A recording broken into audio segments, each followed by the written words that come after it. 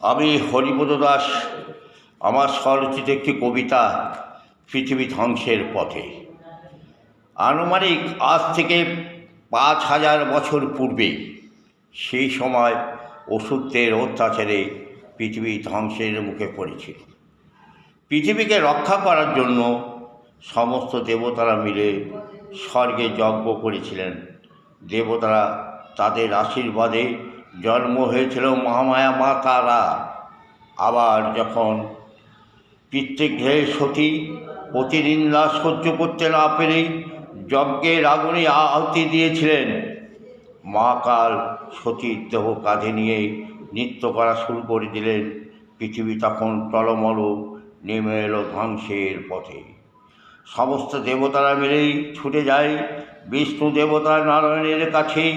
হে নারায়ণ, পৃথিবীকে রক্ষা করো, শান্ত করো মহাকালকে।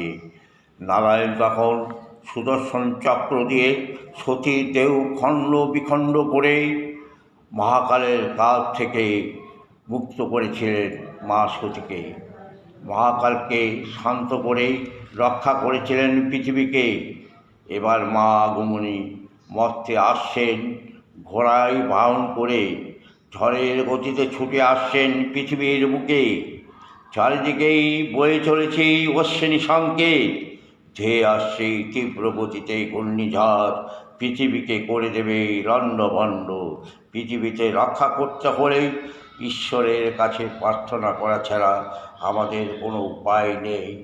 একমাত্র ঈশ্বরই পারে বিশ্ব ব্রহ্মাণ্ডকে রক্ষা করতে। নমস্কার।